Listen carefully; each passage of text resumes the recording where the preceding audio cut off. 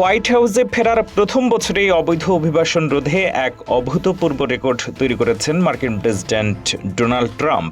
মার্কিন department of homeland security DHS এর সর্বশেষ পরিসংখ্যান অনুযায়ী ট্রাম্প প্রশাসনের কঠোর পদক্ষেপের কারণে গত এক বছরে ৩০ লাখেরও বেশি অবৈধ অভিবাসী মার্কিন যুক্তরাষ্ট্র ছাড়তে বাধ্য হয়েছেন। এর মধ্যে একটি বিশাল অংশ কোনো আইনি জটিলতা ছাড়াই সম্পূর্ণ স্বেচ্ছায় দেশ ত্যাগ করেছেন।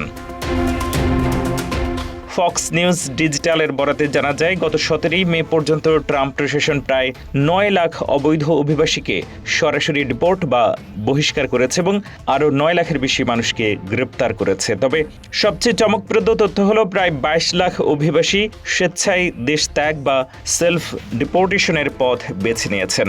অভিবাসীদের এভাবে স্বেচ্ছায় দেশ ছাড়তে উৎসাহিত করতে প্রশাসন সিবিপি হোম নামক একটি বিশেষ অ্যাপের ব্যাপক প্রচার চালাচ্ছে। এই অ্যাপের মাধ্যমে অভিবাসীরা ট্রাভেল অ্যাসিস্ট্যান্স এবং আর্থিক অনুদান নিয়ে কোনো আইনি ঝামেলা ছাড়াই নিজেদের দেশে ফিরে যেতে পারছেন।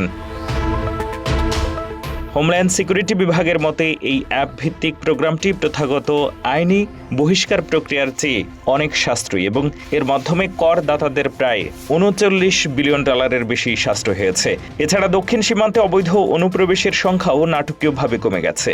বর্ডার পেট্রোল জানিয়েছে, গত এপ্রিল মাসে দক্ষিণ পশ্চিম সীমান্তে মাত্র ৮,৯৪৩ জনকে আটক করা হয়েছে, যা জো বাইডেন প্রশাসনের মাসিক গড় অনুপ্রবেশের তুলনায় ৯৪% কম। Homeland security secretary Mark Wayne Mullin স্পষ্ট জানিয়েছেন যে সীমান্তে ধৃত অভিবাসীদের ছেড়ে দেওয়া চেনা নীতি বা ক্যাচ অ্যান্ড রিলিজের দিন এখন পুরোপুরি শেষ।